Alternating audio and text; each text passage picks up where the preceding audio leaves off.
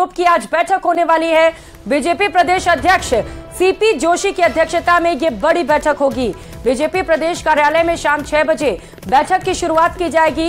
इस बैठक में प्रदेश प्रभारी अरुण सिंह, प्रदेश चुनाव प्रभारी प्रहलाद जोशी भी मौजूद रहेंगे। तो वहीं पूर्व सीएम वसुंधरा राजे के साथ ही सह प्रभारी विजया राहटकर, केंद्रीय जल शक्ति मंत्री गजेंद्र सिंह शेखावत और नेता प्रतिपक्ष राजेंद्र राठौड़ भी मौजूद रहने वाले। इसके साथ साथ उपनेता प्रतिपक्ष सतीश पूनिया, केंद्रीय कानून मंत्री अर्जुन राम मेघवाल, संगठन महामंत्री चंद्रशेखर सहित कई बड़े नेता इस बैठक में शामिल रहेंगे। तो कुछ ही समय में बैठक की शुरुआत होने वाली है। शाम के 4 बज चुके हैं। 6 बजे से इस बैठक की शुरुआत होगी, जिसमें बीजेपी के तमाम दिग्गज नेता मौजूद रहेंगे।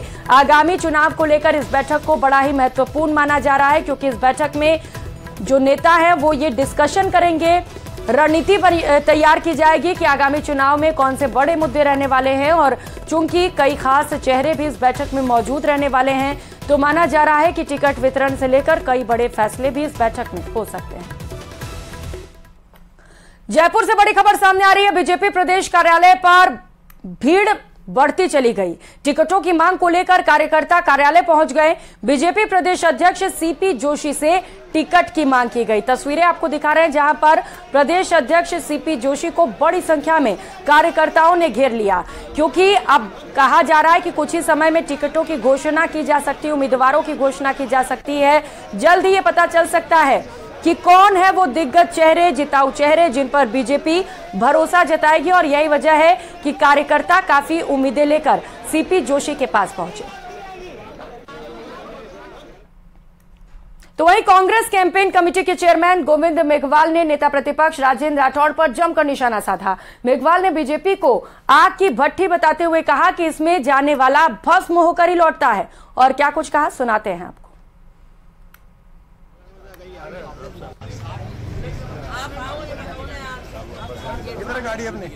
अब मैं ये देख रहा हूँ कि आए दिन वसुंधरा जी का जो विरोध हो रहा है, विरोध करने वालों में ये प्रमुखता से मुख्यमंत्री के उम्मीदवार बने, और विधानसभा में भी ये लोग, इनको नॉलेज ही नहीं रहता संवैधानिक भाषा क्या होती है, जैसे वैसे बोलते रहते हैं। कोई नया कैंडिडेट खड़ा होगा, ये बीच में खड़े होकर बोल जाते हैं, जबकि इतना सीनियर नेता, उसको कोई क्वालिटी रखनी चाहिए। इसीलिए ये पिछड़ रहे हैं, और इनको भ्रम है कि भारतीय जनता पार्टी इनको मुख्यमंत्री बनाएगी, जबकि भारतीय जनता पार्टी में इनका नंबर बहुत पीछे है। और जिस ढंग से ये चलते हैं, उस ढंग से मुझे नहीं लगता कि ये कहीं रेस में भी हो जाए। और मुझे खुशी है इस बात की कि ये जो 5 साल का कार्यकाल है, मुख्यमंत्री जी ने, अशोक गहलोत साहब ने भी कई बार इनको इशारों में समझाने की कोशिश की, राजेंद्र जी ढंग से चला करो, लेकिन ये नहीं चलते। और अभी इन्होंने पिछले कई दिनों से मैं देख रहा हूँ कि हमारे डोटासरा जी का पीछा ले रखा है।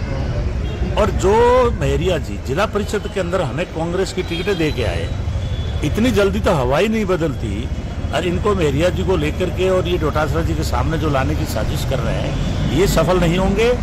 और मैं मेहरिया जी से भी निवेदन करता हूं कि मेहरिया जी, भारतीय जनता पार्टी तो वो भट्टी है आग की, जो उसमें जाएगा वो भस्म हो जाएगा। उधर नागौर से सांसद और राष्ट्रीय लोकतांत्रिक पार्टी के प्रमुख हनुमान बेनीवाल सत्ता संकल्प यात्रा के तहत जगह जगह पर जनसभा कर रहे हैं। इसी कड़ी में उन्होंने भोपालगढ़ में जनसभा को संबोधित किया, जिसके बाद वो जोधपुर पहुंचे, जहां न्यूज 18 राजस्थान से एक्सक्लूसिव बातचीत में उन्होंने कई सवालों के जवाब दिए। सुनिए क्या कुछ कहा। सत्ता संकल्प व्यवस्था परिवर्तन, ये आगाज लेकर के निकले हैं हनुमान बेनीवाल। आरएलपी का रेला जो है अब मारवाड़ में प्रवेश कर चुका है, और मारवाड़ में जो सभाएं हुई है उसमें यह बात बिल्कुल निश्चित तौर पर कही जा सकती है कि जो समर्थन है वो तारीफ काबिल है। हनुमान जी बेनीवाल न्यूज 18 पे हमारे साथ में है। किस तरह की व्यवस्था चाहते हैं आप? देखिए, मैं चाहता हूं राजस्थान के अंदर कि कोई भूखा नहीं सोए। अपराध करने से पहले 1000 बार सोचे अपराधी कि मैं अपराध करूं या नहीं करूं। कानून का खोप उसके अंदर है। मैं चाहता हूं सड़क पर टोल नहीं देना पड़े। मैं चाहता हूं बजरी माफिया, खनन माफिया ये खत्म हो। किसान को उसके खेत में अधिकार मिले, खनन का, बजरी का अधिकार मिले, रेत का अधिकार मिले, China clay, gypsum, sandstone, limestone का अधिकार उस किसान को मिले। यहाँ सारी जमीन आप अधिकृत कर रहे, बड़ी फैक्ट्रियों को दे रहे हो, माफिया पनप रहा राजस्थान का।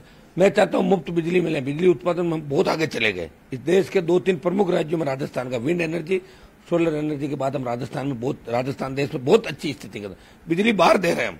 तो अपने किसान को तो फ्री बिजली दे ही सकते। मतलब नगर मेवाड़ से लेकर सरदार शहर तक राष्ट्रीय लोकतांत्रिक पार्टी ने अपनी उपस्थिति दर्ज कराई। इस बार जबरदस्त तरीके से नौजवान वोट करेगा और 80 लाख 85 लाख जो नया मतदाता है वो आरएलपी को पहली पसंद के रूप में देख रहा है।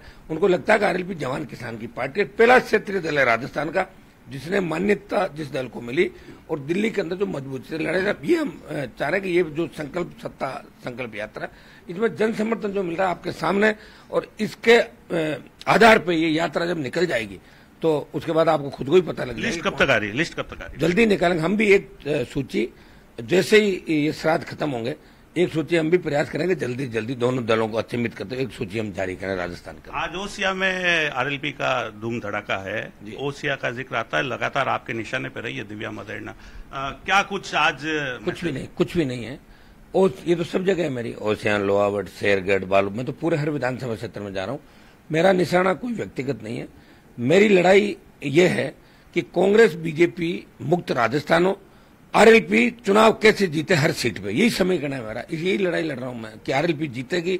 सत्ता का संकल्प जो हमने लिया उसके आधार पर व्यवस्था परिवर्तन हो सकता है, उसमें ओसिया सहित पूरे राजस्थान मारवाड़ की सारी सीटें। बीजेपी कांग्रेस मुक्त राजस्थान के लिए निकल पड़े हैं हनुमान बेनीवाल, और मारवाड़ के बाद में बालोतरा भी यह रैली इनकी जाने वाली है। जोधपुर से कैमरा पर्सन समीर खान के साथ रंजन दवे, न्यूज 18 राजस्थान। कस्बे में मुख्यमंत्री स्मार्टफोन योजना में भारी अनियमितताओं को लेकर अजमेर कोटा राजमार्ग पर जाम लगा दिया गया। इस दौरान पुलिस ने आलोली गांव की महिलाओं को समझाने की कोशिश की। जाम की स्थिति बढ़ने से रोड के दोनों तरफ वाहनों की लंबी कतारें लग गईं। तकरीबन आधे घंटे की कड़ी मशक्कत के बाद पुलिस ने मामला शांत करवाया और जाम खुलवाया गया। मगर मोबाइल में मैसेज आ गया, मगर 9 आ गया, मैंने मोबाइल नहीं दे दिया और मैंने 5 बार आ गया थारी का पुट के जाइए क्यों भाई 3 तारीख पर दे जा 3 तारीख को ये 3 तारीख पर क्यों नहीं दे दिया और फेली भी नहीं दिया मैंने और न देव तो कोई द्वारी कर न देव तो थारी का पुट का मैंने का तंग करवाया। गरीब आदमी जुआर काट रहा, कोई डंडा डोर नहीं रहा, बूढ़ी ठाठी डोगरिया ने दूधा ले रहा हो। बात जयपुर ग्रामीण की, जहां पर शाहपुरा में आरटीआई कार्यकर्ता विजय तांबे की शिकायत पर पूर्व नगर पालिका अध्यक्ष के खिलाफ न्यायिक जांच के आदेश दिए गए। साथ ही तत्कालीन अधिशासी अधिकारी ऋषि देवोला के खिलाफ अवैध व्यावसायिक निर्माणों के विरुद्ध कार्रवाई नहीं करने पर जांच रिपोर्ट संयुक्त सचिव जयपुर को सौंपी गई। वहीं नगर पालिका को अवैध कॉमर्शियल को ढहाने की राशि वसूल किए जाने के आदेश दिए गए। आपको बता दें कि 2015 में हुए अवैध निर्माण के खिलाफ आरटीआई कार्यकर्ता विजय तांबे ने प्रकरण को लोकायुक्त में शिकायत दी थी, जिसके बाद इस प्रकरण में फैसला किया गया। शाहपुरा नगर पालिका क्षेत्र में सन 2015 से 16 के बीच में 6 अवैध कॉमर्शियल कॉम्प्लेक्सों का निर्माण बिना बिल्डिंग बॉयलोज, बिना पार्किंग एवं बिना व्यवसायिक स्वीकृति के कर लिया गया, जिसकी शिकायत लेकर आरटीआई कार्यकर्ता के तौर पर मैंने लोकायुक्त महोदय के समक्ष पर शिकायत परिवाद पेश किया, जिसकी लगातार सुनवाई की गई। और अब लगातार सुनवाई के पश्चात हाल ही में लोकायुक्त महोदय ने विधि विभाग शासन सचिवालय जयपुर को आदेश दिए हैं कि शाहपुरा नगर पालिका की पूर्व चेयरमैन श्रीमती रजनी देवी पारिक के विरुद्ध न्यायिक जांच की जाए एवं साथ में ही अधिशासी अधिकारी को इन अवैध कॉम्प्लेक्सों के विरुद्ध कार्रवाई नहीं करने पर अधिशासी अधिकारी ऋषि देवोला को चार्जशीट दी गई है। साथ ही इन अवैध कॉम्प्लेक्सों का ध्वस्तीकरण एवं व्यवसायिक टेटे की वास्तविक जो राशि है उसकी वसूली और रिकवरी करने के आदेश शाहपुरा नगर पालिका को दिए गए हैं। गौरतलब है कि इससे पूर्व भी इन अवैध कॉम्प्लेक्सों पर कार्रवाई नहीं करने को लेकर 3 पूर्व अधिशासी अधिकारियों को भी चार्जशीट दी जा चुकी है।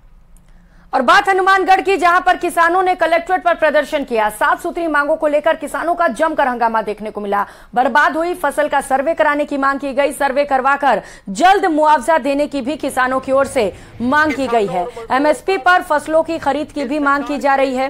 केंद्रीय मंत्री अजय मिश्रा को हटाने की भी मांग है। मांगों को लेकर किसानों ने पुतला भी फूंका। किसानों की एसडीएम कपिल यादव से वार्ता भी हुई है।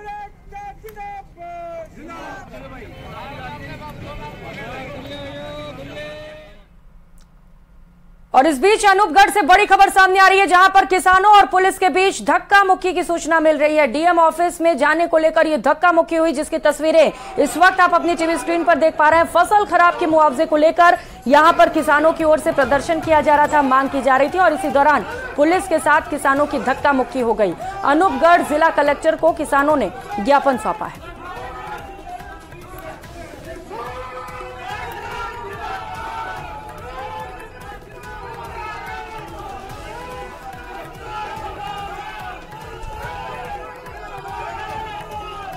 तो डीएम ऑफिस में धक्का मुक्की हुई है, जिसकी तस्वीर आप देख पा रहे हैं। किसान यहां पर अपनी मांगों को लेकर पहुंचे हुए थे, ज्ञापन सौंपना चाहते थे, लेकिन इसी दौरान पुलिस ने किसानों को रोकने की कोशिश की और इसके बाद धक्का मुक्की की तस्वीरें वहां से निकलकर सामने आई, जिसकी तस्वीर आप देख पा रहे हैं। फसल खराब के मुआवजे की मांग को लेकर किसान यहां पर पहुंचे थे। हालांकि आपको बताते चले कि बाद में किसानों ने डीएम से मिलकर उनको ज्ञापन सौंप दिया।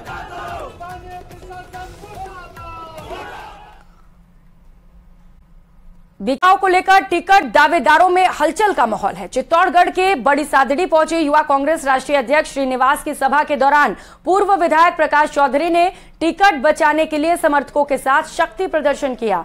वहीं सभी टिकट दावेदारों ने कांग्रेस आला अधिकारियों से भी मुलाकात की। सभा के दौरान श्रीनिवास ने कहा कि अपराध के मामलों में सरकार त्वरित कार्रवाई कर रही है। सुनिए। सरकार कहीं भी हो, इमीडिएटली उनके ऊपर कार्रवाई होता है। कोई भी हो, उनके ऊपर कार्रवाई होता है, उनके ऊपर शिक्षा होता है।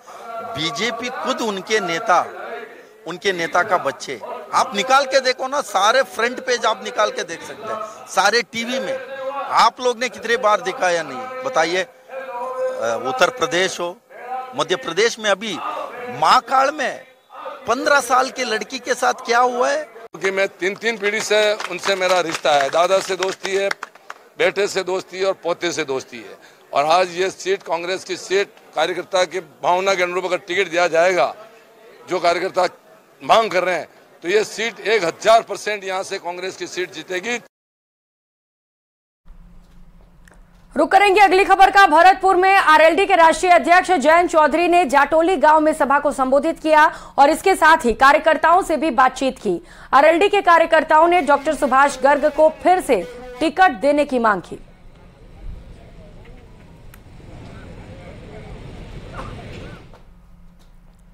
तो वहीं कल बीजेपी के अध्यक्ष जेपी नड्डा जयपुर आएंगे। कल बीजेपी के आकांक्षी रथ को वो रवाना करेंगे। सभी 200 विधानसभा क्षेत्र में ये आकांक्षी रथ को वो रवाना करने वाले हैं। बीजेपी संकल्प पत्र के लिए आम लोगों से इस रथ के जरिए सुझाव लिए जाएंगे। तो कल बीजेपी के राष्ट्रीय अध्यक्ष नड्डा का दौरा होने वाला है जयपुर में, जहां पर वो आकांक्षी रथ को रवाना करेंगे। आपको बताते चले कि कुल 200 विधानसभा क्षेत्रों में ये रथ रवाना किए जाने हैं, जिसके जरिए लोगों से सुझाव लिए जाएंगे, जिन्हें संकल्प पत्र में शामिल किया जाएगा। और अनुसूचित जाति वित्त और विकास योग के अध्यक्ष डॉक्टर शंकर यादव ने डूंगरपुर जिले के जिला अस्पताल का निरीक्षण किया, जहां उन्होंने अपनी स्वास्थ्य जांच भी करवाई। इस दौरान वो आम मरीजों की तरह लाइन में खड़े होकर पर्ची कटवाते नजर आए। उन्होंने निरीक्षण के दौरान मरीजों का हालचाल भी जाना। महिला वार्ड के निरीक्षण के दौरान गंदगी दिखने पर उन्होंने नाराजगी जताई और सफाई के निर्देश भी दिए। साथ ही एक बेड पर 2 मरीजों को देखकर बेड की संख्या बढ़ाने के भी निर्देश दिए गए। इसके अलावा काफी दिन से बंद पड़ी लिफ्ट को फिर से चालू कराने के आदेश दिए गए। हालांकि शिशु वार्ड और पीआईसीयू वार्ड का निरीक्षण करने के दौरान वो यहां पर सफाई व्यवस्था को देखकर संतुष्ट नजर आए। इस मौके पर उन्होंने कहा कि गहलोत सरकार की चिरंजीवी योजना बहुत बढ़िया है, उसकी उनकी ओर से तारीफ की गई।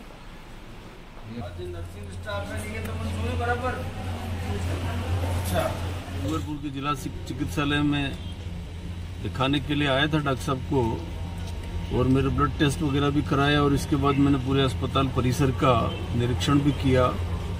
मुझे बहुत खुशी है कि आज इस चिकित्सालय में आने के बाद जो हमने महिला वार्ड हो, पुरुष वार्ड हो, बच्चों के वार्ड हो, सभी वार्डों का जायजा भी लिया। हमने ओपीडी का भी जायजा लिया और मुझे अच्छा लगा कि यहाँ जो मुख्यमंत्री जी की मंशा है और जो आम व्यक्ति को सस्ती सुलभ दवाओं का लाभ मिले, सरकारी जांच का लाभ मिले और सारी फैसिलिटीज जो सरकार चाहती है लोगों को मिले, वो अच्छी तरीके से लोगों को मिले। और करेंगे अगली खबर।